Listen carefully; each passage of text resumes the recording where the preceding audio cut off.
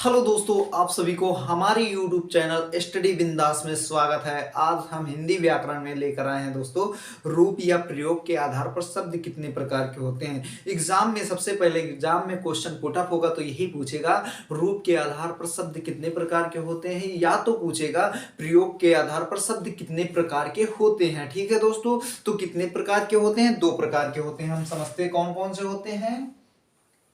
Number एक होता है विकारी, नंबर एक होता है विकारी, और नंबर दो पे आता है हमारा अविकारी। कौन सा आता है? अविकारी। ठीक है दोस्तों, अगर पूछता है रूप या प्रयोग के आधार पर शब्द कितने प्रकार के होते हैं तो दो प्रकार के होते हैं। कौन कौन से होते हैं? विकारी और अविकारी। अब हम बारीकी से समझते हैं विकारी शब्द होते क्या हैं। ठीक है दोस्तों, विकारी शब्द क्या होते हैं, अब इनको हम समझते हैं। विकारी शब्द वे शब्द होते हैं जो लिंग वचन कारक के कारण जिनमें परिवर्तन आ जाए, जिन शब्दों में लिंग वचन कारक के कारण परिवर्तन आ जाए उन्हें ही क्या कहते हैं? विकारी शब्द कहते हैं। ठीक है, विकार आ जाए मतलब कोई ना कोई परिवर्तन आ जाए दोस्तों, उन्हें ही विकारी शब्द कहते हैं। जैसे हम एग्जाम्पल से समझते हैं दोस्तों, एग्जाम्पल से जैसे समझते हैं, यहां पर राजू राजू पढ़ता है। ठीक है दोस्तों, राजू क्या है? पढ़ता है। अब यहां पर लेडीज कर दिया कोई, जैसे मान लीजिए राधा, राधा पढ़ती है। ठीक है दोस्तों, अब यहां पे क्या हुआ? लिंग परिवर्तन हुआ। यहां पे राजू पुरुष था, राजू पढ़ता है, और यहां पर क्या हो गया? स्त्री हो गई, तो लिंग परिवर्तन हुआ, तो राधा पढ़ती है। ठीक है, यहां पर स्त्री हो गई, यहां पर पुरुष। तो जिन शब्दों में लिंग परिवर्तन हो जाए ऐसे शब्दों को क्या कहते हैं दोस्तों? विकारी शब्द कहते हैं। अब दूसरा एग्जाम्पल लेते हैं, जैसे लड़का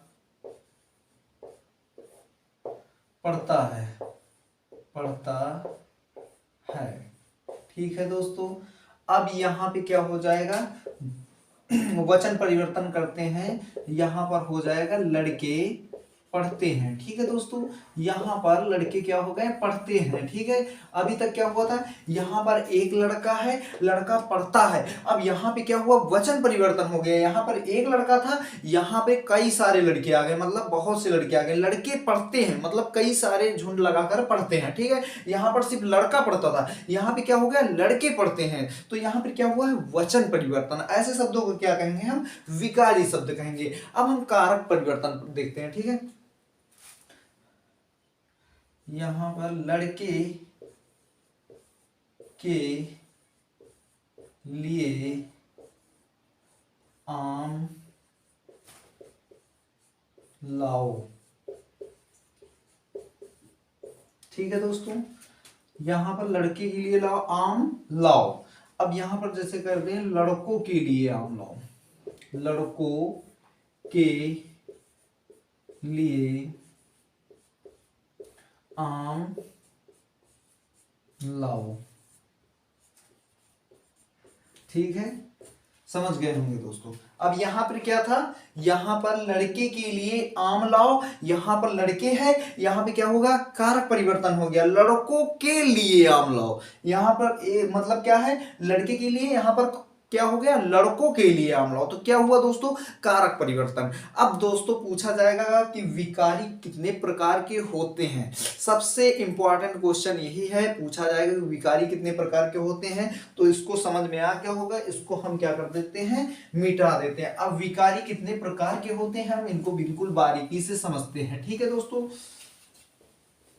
अब विकारी कितने प्रकार के होते हैं दोस्तों? तो चार प्रकार के। विकारी भी कितने प्रकार के होते हैं? चार प्रकार के होते हैं। सबसे पहले विकारी में कौन सा पूछा जाएगा? संज्ञा। सबसे पहले क्या आएगा विकारी में? संज्ञा। संज्ञा आएगा नंबर एक पे। नंबर दो पे आएगा सर्वनाम, सर्वनाम। ठीक है दोस्तों, और नंबर तीन पे आएगा कौन सा? विशेषण, विशेषण। और नंबर चार आएगा क्रिया। ठीक है दोस्तों, एक बार विकारी को फिर समझते हैं।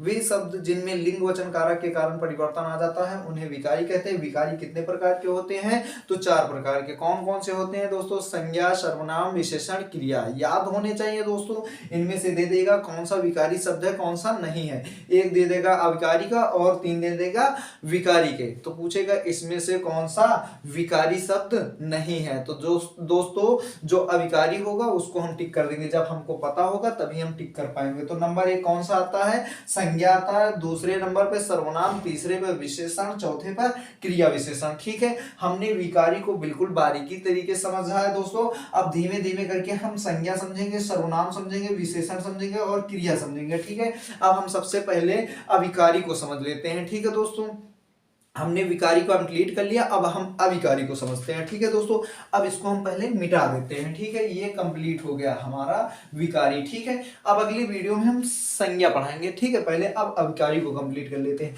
अविकारी क्या होते हैं दोस्तों?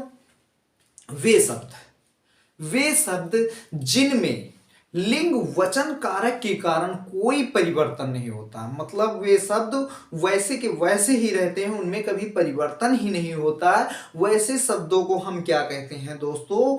अविकारी शब्द कहते हैं। ठीक है दोस्तों, जैसे उसमें आ जाएंगे आज,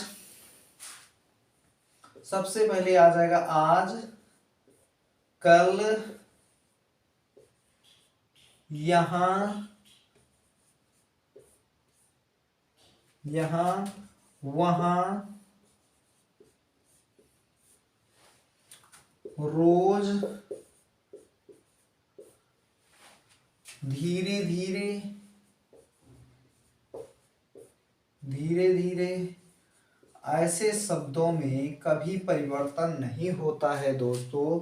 ये शब्द आप चेक भी कर सकते हो, ये चाहे जहां भी प्रयोग हो इनमें कोई परिवर्तन नहीं होगा। और शब्द हैं दोस्तों, इनको आप देखना, चाहे लड़के में इस्तेमाल किए जाए, जैसे राधा कल आएगी, राजू कल आएगा। कल में कोई परिवर्तन नहीं होगा, चाहे कारक हो, चाहे लिंग हो, चाहे जो भी हो, कोई परिवर्तन ना हो। ऐसे शब्दों को हम क्या कहते हैं? अविकारी शब्द कहते हैं। ठीक है, जिन शब्दों में लिंग वचन कारक के कारण कोई परिवर्तन नहीं होता है, ऐसे शब्दों को हम क्या कहते हैं? अविकारी शब्द कहते हैं। ठीक है दोस्तों, अब यहां से क्वेश्चन पुटअप नहीं करेगा, पुटअप यही दे देगा कि आज अविकारी है कि विकारी है। तो दोस्तों आज कभी परिवर्तन नहीं होगा, राजू आ जाएगा, राधा आ जाएगी, कोई परिवर्तन नहीं होगा। चाहे लड़के हो, चाहे लड़का हो, चाहे लिंग से कोई परिवर्तन नहीं होगा। तो ऐसे शब्दों को हम क्या कहते हैं? अविकारी शब्द। समझ में आ गया होगा। अब अविकारी कितने प्रकार के होते हैं ये पूछा जाएगा। ठीक है दोस्तों, तो अविकारी भी हमारे कितने प्रकार के होते हैं? 4 प्रकार के। विकारी भी 4 प्रकार के होते हैं और अविकारी भी हमारे कितने प्रकार के होते हैं? 4 प्रकार के होते हैं। कौन कौन से होते हैं दोस्तों?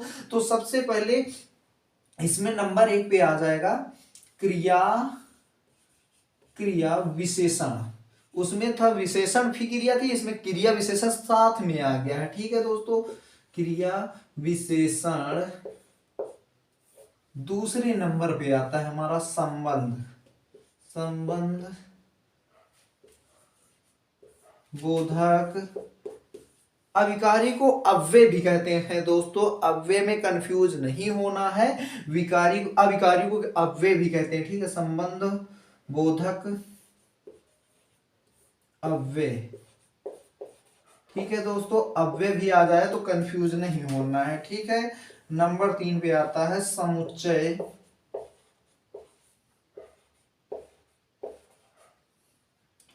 बोधक,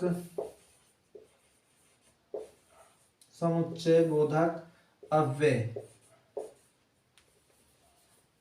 समुच्चय बोधक अव्यय।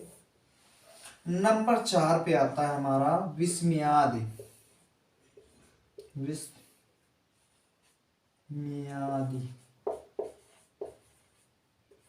म्याद बोधक